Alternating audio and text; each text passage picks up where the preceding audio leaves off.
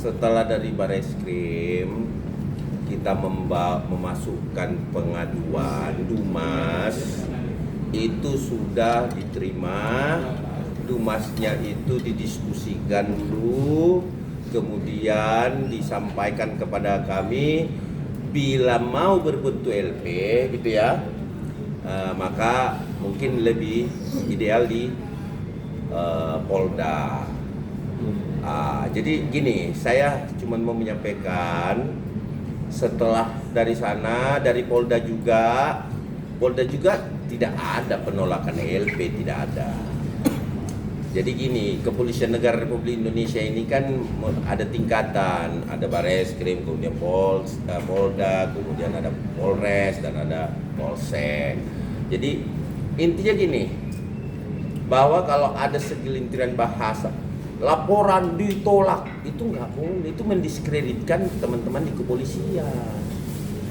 Polisi tidak boleh menolak laporan atau pengaduan masyarakat, itu tidak boleh. Semua harus ditanggapi, semua harus diterima, semua harus due process of law namanya. Jadi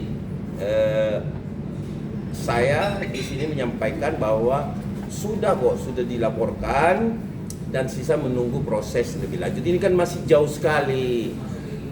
Diterima ditolak itu kan bukan persoalan sebenarnya. Oh ini sana ditolak, itu nggak ada seperti itu. Kepolisian negara kita ini tidak boleh menolak laporan ya, tidak boleh menolak pengaduan, tidak boleh menolak laporan, itu jelas. Nah aturan mana yang mengatakan bahwa boleh ditolak? Nggak ada. Semua pengaduan masyarakat jelas.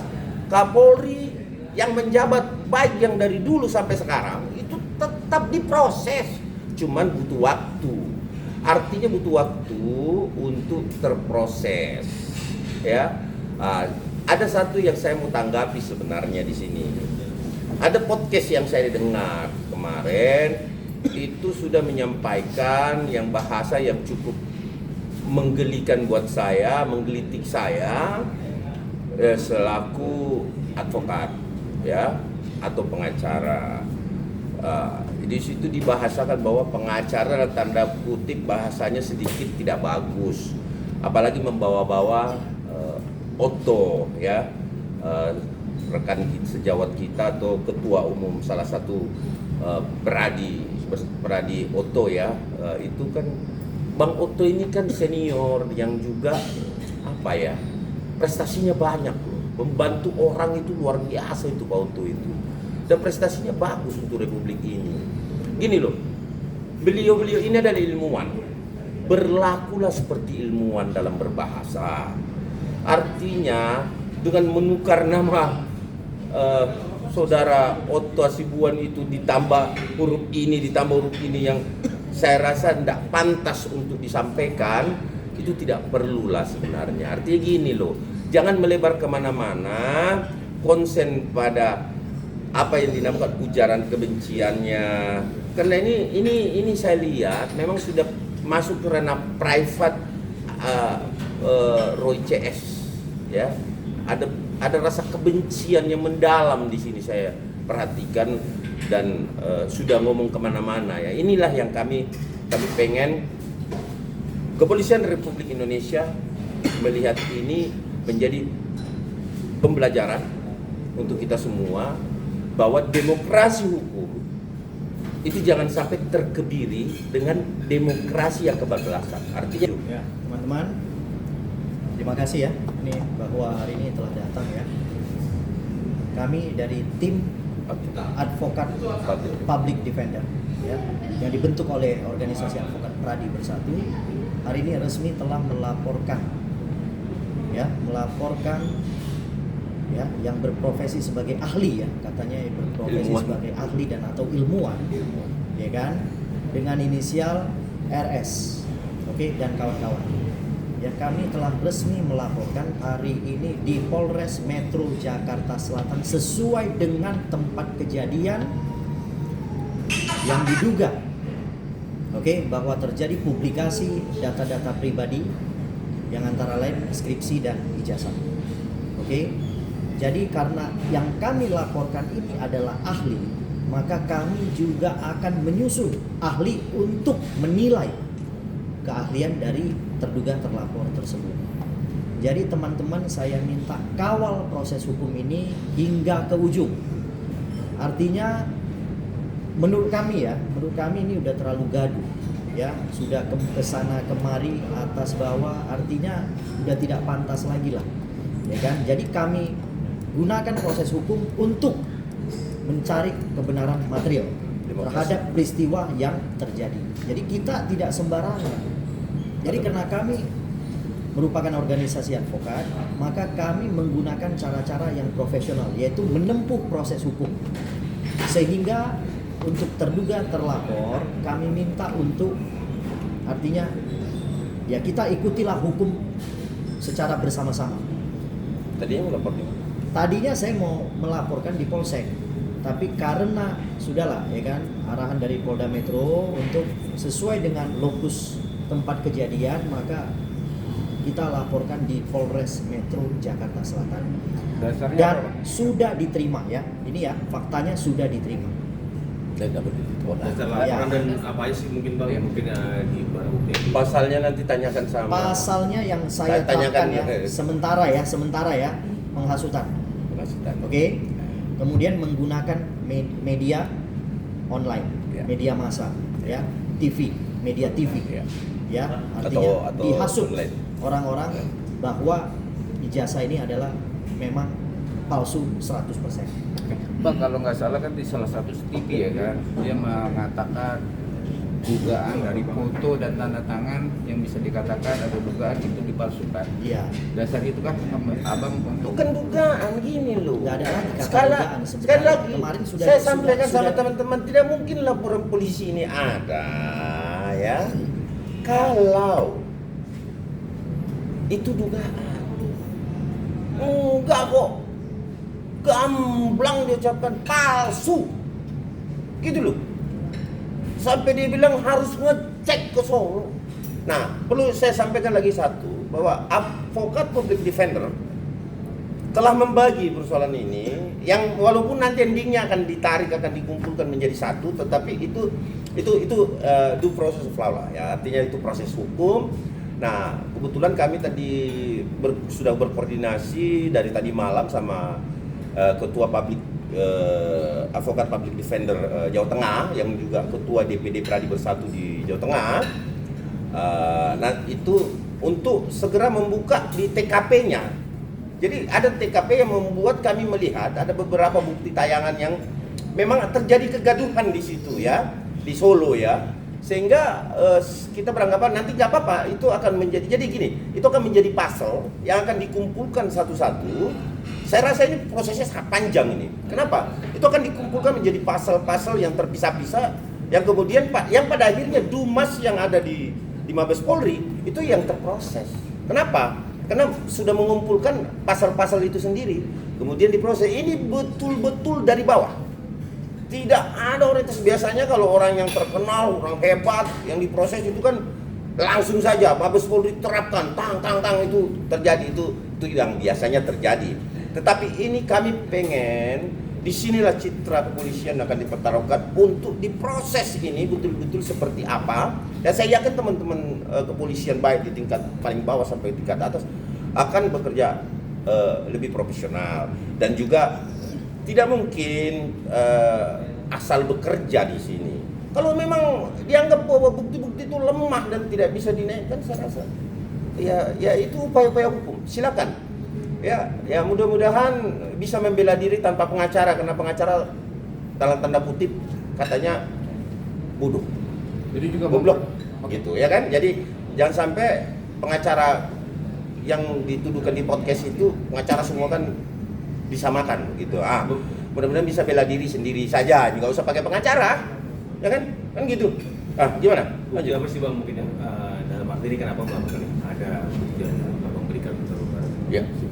Bukti-buktinya ini jangan sampai merusak barang bukti. Kita tidak bisa ungkapkan itu barang bukti, karena menurut kami ini yang masuk, dan itu kita sudah pilah. Tapi itu diproses lagi. Jadi itu butuh proses yang sangat mendetail. Jadi gini, ilmuwan mungkin beliau-beliau ilmuwan mereka memahami sekali bahwa bagaimana proses keilmuan mereka digunakan. Tetapi beda antara keilmuan, teknologi dengan persoalan hukum. Peristiwa berbeda dengan sesuatu yang diuji dengan ilmiah. Kalau ditantangin, kalau kita uji secara betul, itu secara ilmiah sesuatu yang harus diuji. Tetapi hukum tidak seperti itu. Dia rangkaian peristiwa. Dan ingat, bukan objeknya sekarang ini tidak melenceng pada bukti otentik ijazah, palsu atau tidak palsu, ditolak atau diterima. Bukan itu. Objeknya, peristiwanya terjadi nggak? Nah ini yang kami betul-betul harus rinci sekali, detail. Dan ingat, delik yang kita sampaikan adalah semuanya adalah delik murni. Nah, untuk delik aduannya, monggo silakan, kan Pak Jokowi sudah menunjuk pengacara juga kan. Nah, saya rasa Otto Hasibuan bukan pengacaranya kok. Bang Otto bukan pengacaranya. Bang Otto itu kan menjabat sekarang. Nah, nanti berspekulasi lagi Otto Hasibuan menjabat menteri kemudian jadi pengacara. Enggak kok. Pak Otto nggak menjadi pengacara Pak Jokowi di situ. Jadi saya rasa tambahkan lagi Pak Leci. Pasalnya mungkin Bang, pasal yang di Penghasutan. Ya, penghasutan aja. Penghasutan dulu. Itu aja. Ya, Itu aja dulu. penghasutan kemudian melalui media elektronik. KUHP-nya.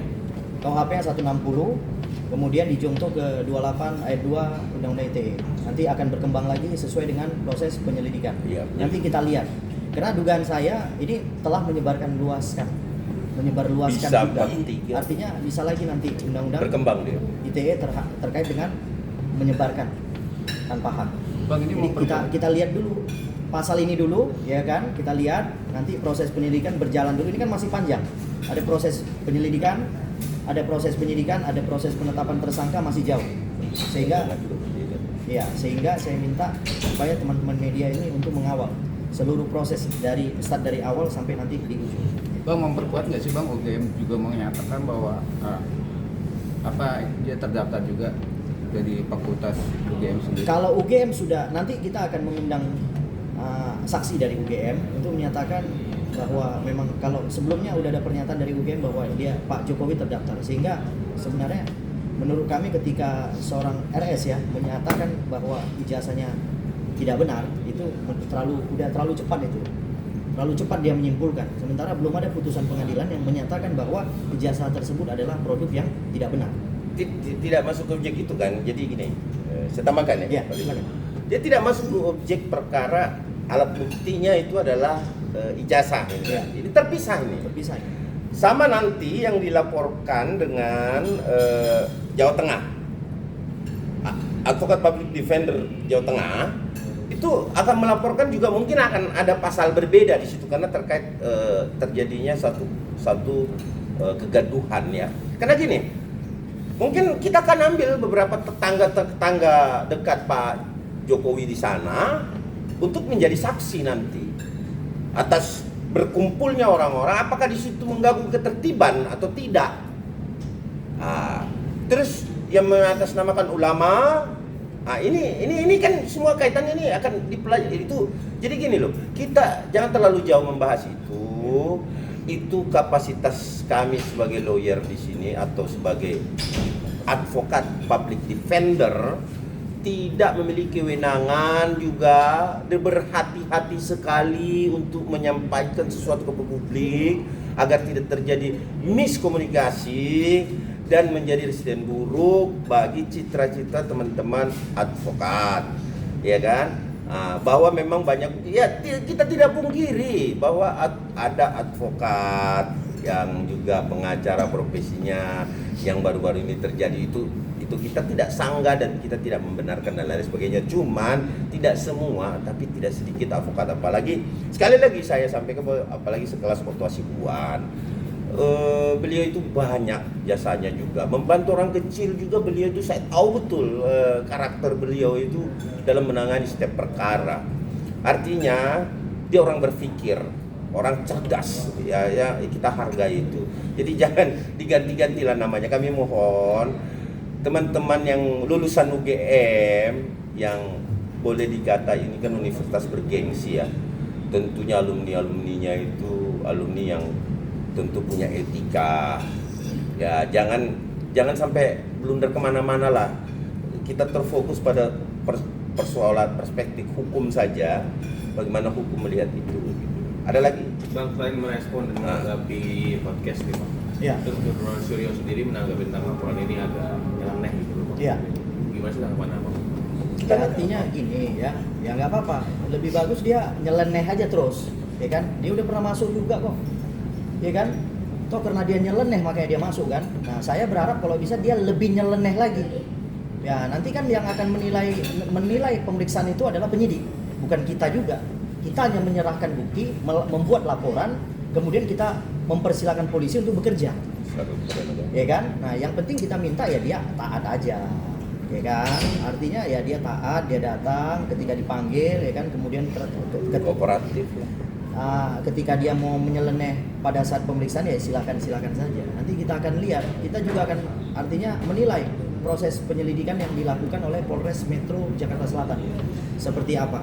Ini kan masih jauh, ini kami lapor, nanti mungkin seminggu ke depan akan dilakukan penunjukan penyidik dulu ya kan, terhadap peristiwa yang dilaporkan. Kemudian setelah itu akan turun namanya Mindik, surat perintah penyelidikan awal, ya kan. Nanti kami akan selaku pelapor kami akan diundang untuk memberikan keterangan-keterangan terhadap peristiwa yang kami laporkan. Nah, jadi ini masih panjang, kami perlu lagi menghadirkan saksi-saksi, ya kan, ketika peristiwa itu terjadi, ya kan, dan tindak lanjut lain-lainnya. Jadi kami tugasnya adalah melengkapi proses daripada laporan kami, ya kan, terhadap penyelidikan yang dilakukan terhadap laporan kami adalah tugasnya penyelidik dalam tingkat penyelidikan. Nah, saya rasa demikian ya. Jangan saya buka dulu semuanya, ya kan, nanti merusak pemeriksaan kepolisian. Tapi abang tetap menghormati kan sekarang lagi di proses tetap dijasa kan lagi ada proses Oh pengadilan. iya, ya, itu peristiwa yang berbeda. Berbeda. Terkait itu kan hubungan keperdataan. Yang hingga digugat di pengadilan itu adalah hubungan keperdataan. Yang kami laporkan ini adalah peristiwa pidana, yang mana peristiwa pidana hanya bisa ditangani oleh kepolisian. Itu. Jadi yang kami laporkan ini peristiwa pidana. Dipisahkan. Ya, ini tidak ada hubungannya sama peristiwa yang sedang digugat di pengadilan. Itu hubungan keperdataan. Jadi teman-teman harus pisahkan itu. Narasi. Menurut saya. Ini narasi. Tapi tetap RS selain RS nggak ada lagi bang untuk dilakukan. Selain RS, sementara ada yang lain, tapi nanti kita lihat dulu dalam proses penyelidikan. Nanti yang berhak menentukan lanjutan siapa-siapa saja itu adalah penyelidik. Seperti apa RS perannya, dan kawan-kawan. seperti apa perannya itu nanti penyelidik yang menentukan, bukan kita. Pokoknya kita hanya menyajikan ini loh peristiwanya, ya kan? Oke, teman-teman penyidik, tolong dicek, tolong diperiksa, ya kan? Tolong dilakukan penyelidikan. Nah, itu teman-teman penyidik, bukan kita lagi. Kita sudah menyerahkan kepada polisi. Polisi dalam hal ini adalah negara, seperti itu. Jadi diterima ya di Polres Jakarta Sudah. Selatan. Enggak ada. Jadi gini, sekali lagi saya sampaikan ini pertanyaan ini. Jadi gini loh, diterima, ditolak kayak orang menikah buka laporan Kemarin ini. statement banyak bang Ya. di narasi yang di Mabes itu, Oke, Bang. sekarang saya menjawab. Saya menjawab. senang, makin ditolak makin senang saya. Enggak ada jadi gini loh. Narasi itu. Iya, benar itu. Saya meluruskan narasi. Jadi hati-hati dalam bernarasi di sini. Laporan saya ditolak. Laporan saya diterima. Ini bukan pernikahan. Tidak ada dasar hukumnya bisa menolak laporan gitu loh. Yang ada dasar hukumnya menerima. Dumas, laporan, delik aduan, delik murni. Nggak ada itu. Jadi menarasikan begitu itu kan jadi bias kemana-mana tuh. Jadi kita tidak boleh. Jadi betul-betul understand demokrasi hukum jangan dikebiri oleh demokrasi semua bisa berbicara di depan publik. Itu kan demokrasi, negara demokrasi. Selalu diunggah, demokrasi, siapa aja bisa bicara. Equal, harus equal. Ada demokrasi hukum, ya. Oke, itu. Apa lagi? Bang, boleh tunjukin Iya bang. Oh nggak bisa, bukti-bukti tidak boleh kami Jadi tunjukkan. jangan dulu kita tunjukkan bukti-bukti kita. By proses, karena nanti terlalu akan jauh merusak kalian. pemeriksaan polisi. Ya. Ya kan? Mm-mm. Biarkan ini berjalan intinya, biarkan ini berjalan. Tapi faktanya yang saya pegang ini tanda bukti lapornya sudah. Yang saya pegang Jadi dibelurin dulu ya? Ini tanda bukti lapornya. Ya. Yes. Nah, jadi cuman saya minta kepada teman-teman untuk mengawal aja. Ya, artinya kita kawal karena kenapa? Menurut dugaan kami, ini kan seorang mantan presiden yang 10 tahun kita pilih loh. Ya kan kita pilih. Mungkin kamu juga milihnya Pak Jokowi dulu. Menurut saya ya, yang dia bangun betul-betul Indonesia ini benar-benar dia bangun. Ketika ada segelintir opini-opini yang tidak baik ya atau yang bersifat negatif terhadap dia ya otomatis kita yang merasa puas terhadap dia ya pasti akan ribut pastinya. Nah contohnya ya mohon maaf lah ya apa sih prestasi RS ini? Hah? Yang saya tahu dia pernah ada putusan pengadilan yang mengatakan dia dihukum. Itu yang saya tahu loh ya kan?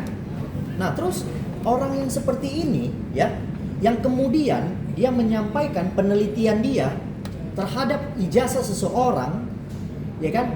Dia saja pernah dibui, mohon maaf nih ya, dia saja pernah dibui, kemudian dia kucuk-kucuk datang menilai menggunakan entah metode apa ya, yang dia punya, yang kemudian dia nyatakan ini palsu. Dia sudah pernah dibui, dia kucuk-kucuk datang menyampaikan seperti itu, terus kita harus terima statement dia, harus percaya sama dia. Yang nggak mungkin lah kami percaya, kami akan menguji statement dia melalui apa? Mekanisme pelaporan di kepolisian. Inilah jalur konstitusi yang diperkenankan oleh negara melalui apa? Melalui laporan kepolisian. Akhirnya kita telah membuka laporan kepolisian dan telah diterima. Jadi Pak RS ya kau tunggu, ada bagianmu, kau tunggu aja, oke? Ada bagianmu. Itu demikian dari saya.